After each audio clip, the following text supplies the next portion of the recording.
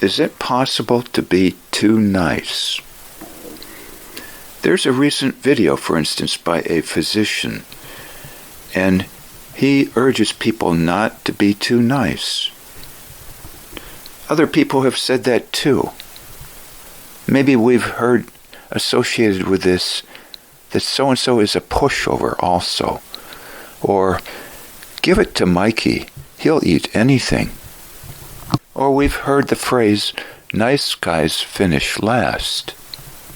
And in dating materials online, for instance, you see over and over again men asking for coaching help on dating, on relationships, complaining, why don't any women want to date me when I'm so kind, so nice? Well, I'll tell you a couple things from 2008. I went to a small church once, and afterward, one of the people coming out of church talked with me and said that the individual leading the service was a very kind person, but had no common sense. Another person I know in that same town who was a professor had been referred to by someone I was talking with, again, as very kind, but kind of clueless about people. A third example from the present time.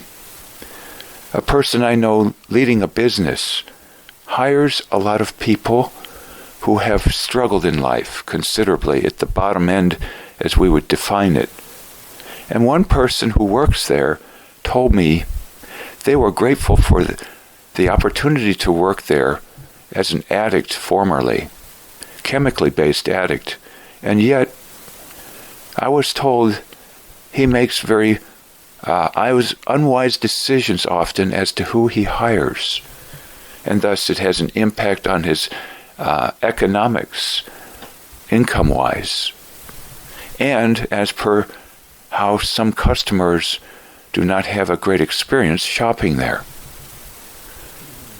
3 examples of people, quote, kind, and yet it not always coming out to their advantage as talked of by some people around them. You might say it's equivalent in a sense to being a kind fool. A fool, in other words, in terms of being, quote, naive about something or another. And thus, in dating, not all women, but perhaps some women, would not want to be around somebody who is, quote, kind, and yet naive as to the ways of the world. Or as per the topic of one book and the title itself by Dr. George Simon Jr., Wolves in Sheep's Clothing. So perhaps a nice guy might be someone not violent, not aggressive, physically or emotionally. And by emotionally, I mean not putting others down, not insulting them, not being disrespectful. This would be kind, even biting one's tongue, or simply not doing certain things that, yes, are not kind, not empathetic. But can this be done alongside being, quote, naive, unknowledgeable, or basically having one's head buried in the sand out of fear to see some reality denied about human nature or the human nature of some people or groups of people. So I like the term, so-and-so is nobody's fool. Now, an example. Mr. Ronald Reagan, former president once, affectionately loved by many people across a broad spectrum, not everybody, of course, sometimes called the giffer or the Teflon Man, had, I believe, way above average levels of respect for people. He would not put others down, at least not to the extent a lot of people do, which could be called a form of aggression, emotional aggression, or emotional violence even. And yet he was probably nobody's fool. So he combined both of these, I think, and it exemplified itself, for instance, in my mind, with one simple phrase once uttered by him. It might have been to Mr. Gorbachev of Russia, who was crucial in bringing down the wall, along with Boris Yeltsin. Reagan said, "Trust but verify." He did not say, "You are a big liar," or "You are a criminal," etc. And so, by this simple phrase, Mr. Reagan demonstrated, I believe, likely, both non-violence, so to speak, in terms of emotional violence, non-putting someone down as to who they are. The phrase, understanding someone's shoes that they're walking in, at a minimum. And yet, nobody's fool, and demonstrated by this one phrase, that, I'm going to have to validate this, get more information, trust but verify it. In other words, I'm not believing everything you say, but I'm not calling you a liar per se either. Noting that a former Secret Service agent, Evie Pamperis, in her book Bulletproof, has said that it's not a very good idea usually to call someone else a liar. I believe because it would generally be disrespectful, generally speaking. And she has workaround words to use instead of this, and she speaks of it either in the book or in videos that she has on YouTube. But yet at the same time, nobody's fool. She knows a lot about human nature and various human natures, not just one cut and dried human nature. She knows, say, as Robert Greene, who wrote amongst other books, The 48 Laws of Power, what character is about, if we're going to talk of character per se, as a big concept. And Robert Greene once, by the way, lost over 50 jobs before he must have, quote, wised up about human natures of various types, and then really took off with the aid of someone who funded him for 2 years to write his first book, whom he met by chance in Italy. So I'd say Robert Greene became somebody who was no longer anybody's fool.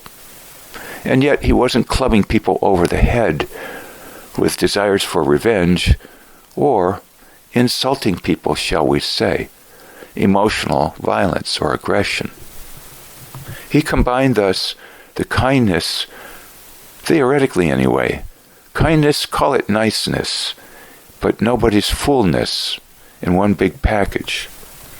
And this, I believe, is not that common. Hence the phrase urged to some people, stand tall on the inside, for instance, or know your worth. It didn't mean, of course, doing either of these things by clubbing people over the head physically or emotionally, and not being, quote, a kind person, empathetic person, or nice guy in this sense.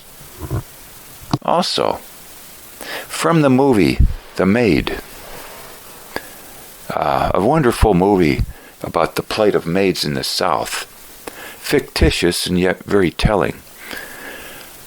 One black woman, a maid, was telling someone she was training up to be a maid also, never sass back. And yet, be aware of who you're working for.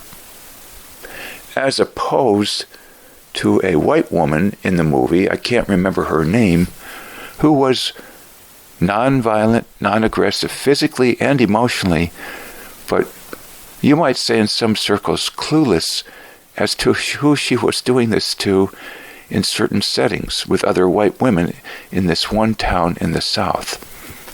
And hence was told, quit doing what you're doing. You're making a fool of yourself, being kind but unaware of who you're being kind to. I like, too, the phrase. It might have come again from Mr. Reagan, but some sources other, too, surely.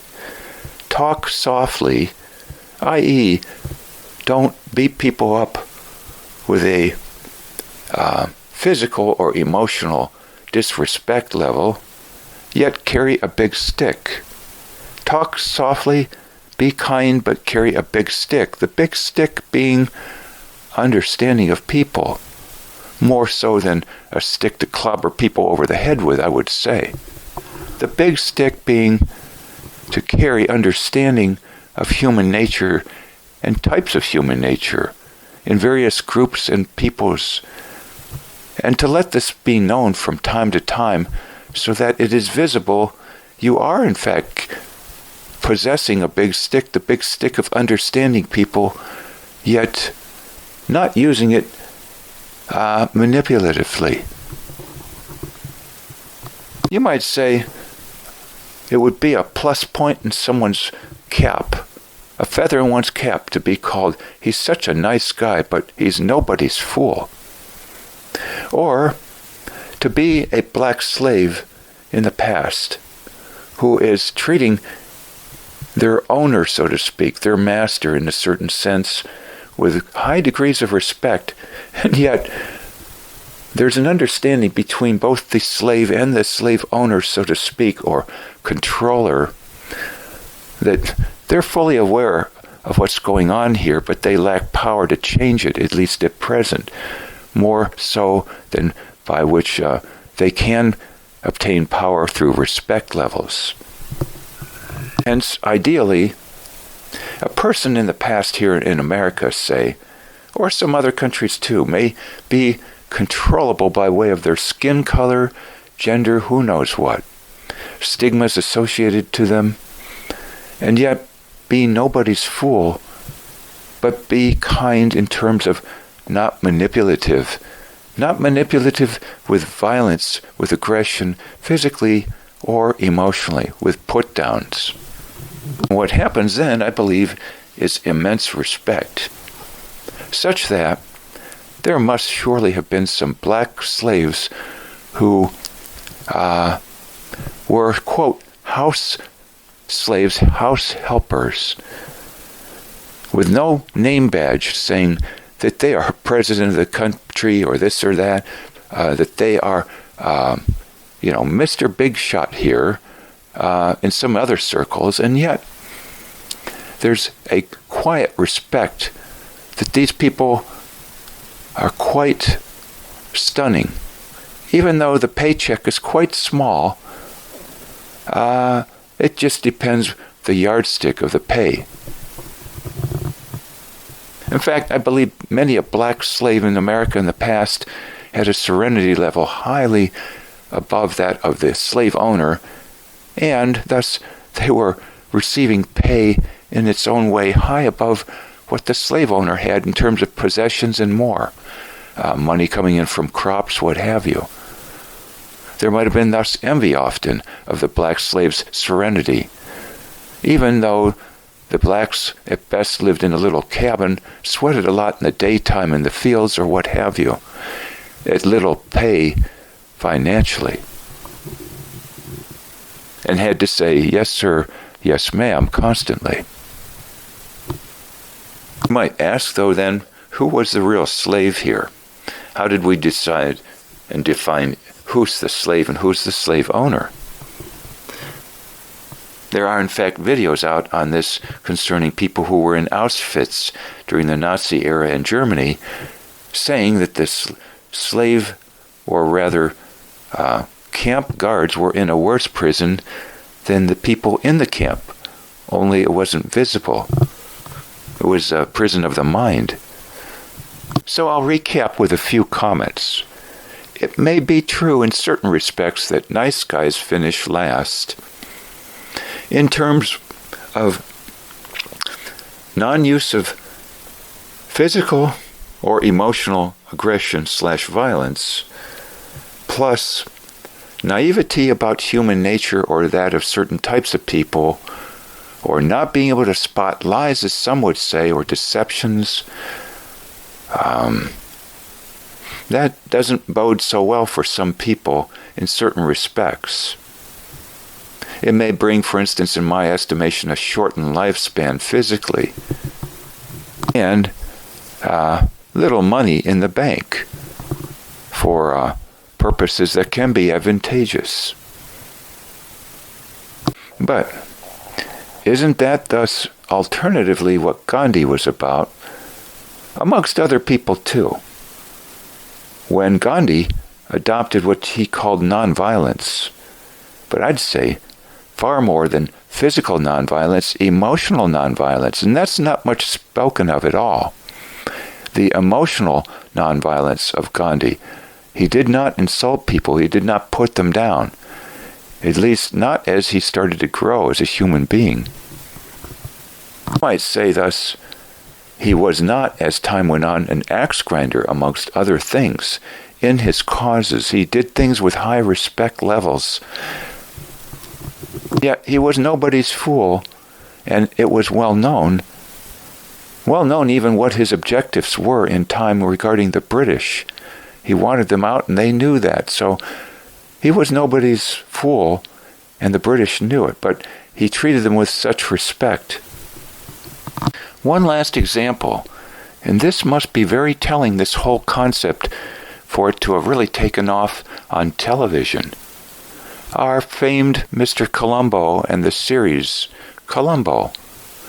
Many who might be quite young might not know of Columbo, or some, but the older generations or mid-generations in America know quite well who Columbo is and the phenomenon of the concept of the so-called bumbling fool with the raincoat, the affableness, the friendliness, smile, the car that looks like it's on its last leg, call it a clunker or whatever. And always, as he engages with the so-called criminal, often wearing a suit and tie, polished shoes, great job title, great home, call it a palace even, he is often taken for a fool and a nice guy, because Columbo is not insulting people, nor using physical violence. This is the perfect example, then, I think, of the man, quote, nobody's fool, talking softly but carrying a big stick, and trusting but verifying, trusting in the sense of being respectful. That's what I mean by trusting, not really trusting in the sense of foolish, blind trust, belief in whatever one is told. So Columbo marches in nonchalantly, seeming like a fool, like a bumbling idiot, some would say. And yet, as time goes on, if you study these shows, and I did for years, every Sunday night watching Columbo, and I own like 5 of the 7 series of years of discs. I've been through these things. You'll see, as time went on, he would let little comments be uttered by him that set people's hair on end.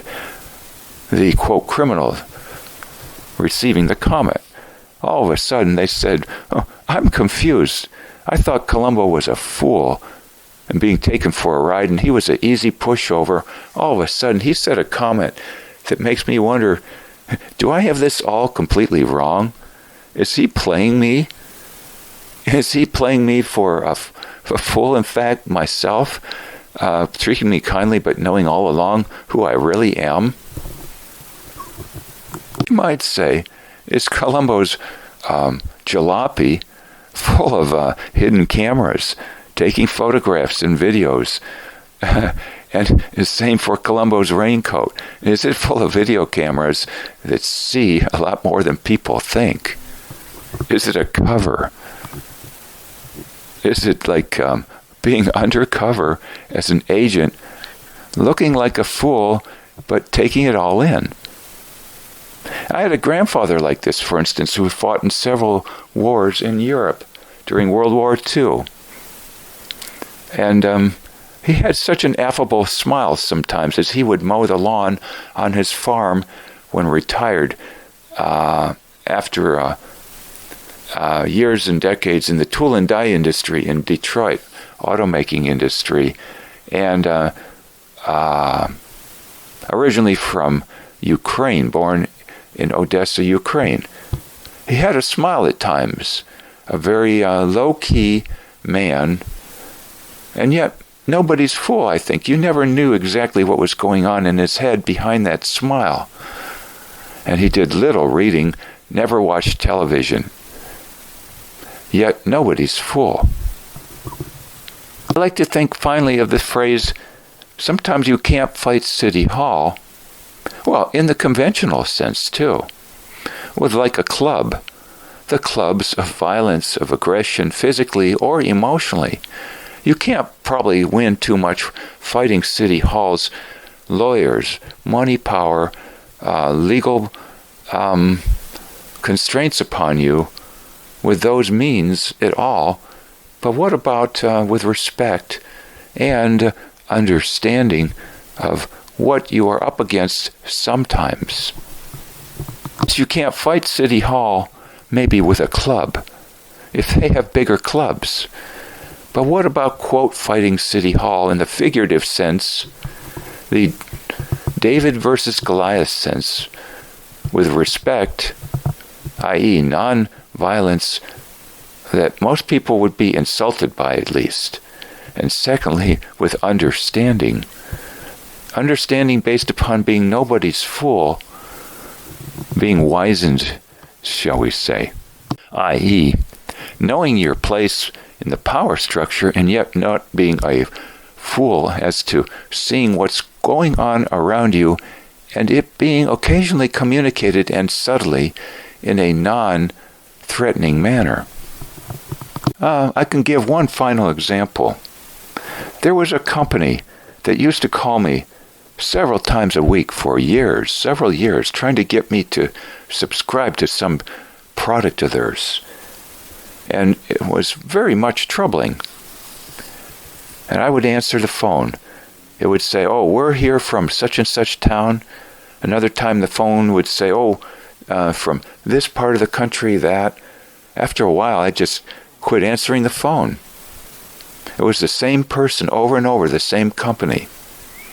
And I felt so powerless.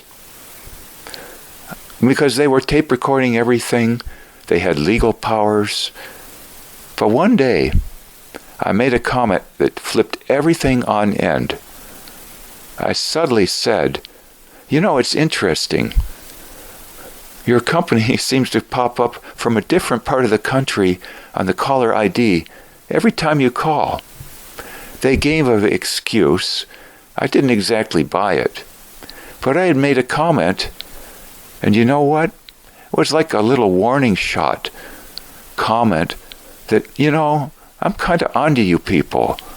And this doesn't add up here. And yet I said it, quote, respectfully, instead of saying, you people are a bunch of you-know-what. And you know what? I got maybe one more phone call a week, two later, and then they never called again. Ever, ever, ever. That was the pinnacle of the example I can give right now off the top of my head of talking softly but carrying a big stick, but again, being a nice guy but nobody's fool. It took showing I was not a fool through a subtle, respectful comment. All of a sudden, it was like they're being whacked upside the head that I was onto them, and yet not hateful of them. I was respectful of them. Now, this is not in all areas of my life, but it was a watershed insight and moment, at least in that example and part of my life, that had vexed me a little bit to the point I found it difficult to answer the phone. So I think we need to be able to do this. and do it better and better all the time. Sometimes we just don't have conventional power to change certain things. Call it you can't fight City Hall-itis in certain areas in conventional manner. Of course, that doesn't mean you can't achieve at least a stalemate instead of a, quote, win-lose situation. Sometimes a so-called stalemate is the best you can have, a compromise solution, rather than a winner-take-all solution. But just like being, quote, a slave of any sort, black, in the past, or what have you, not that things are perfect now in that department by any means. Surely we can be non-violent in the sense of either especially not being disrespectful, yet nobody's fool. And this communicated occasionally, subtly, and respectfully to the other person, that you kind of see what's going on here. A game is being played. You don't have certain powers to change it utterly, and yet you know what's going on. You know the game being played here. That can change things, my goodness, I think, completely compared to the past. Once little bow shots, shall we say, over the side are shot over, that you know something doesn't add up here, and you're nobody's fool. Even if you can't wrest complete control of the situation to your side or get exactly what you want out of it all. Maybe it has to be a compromise solution at best, and hopefully something moving more and more for one's own life and society and the world in general toward a better direction, at least hopefully, in the sense of 2 steps forward and 1 step back maybe. Thoughts to consider here from observations in my life at least, and a few shining examples who have performed this quite well. At least I think so. Subject to revision.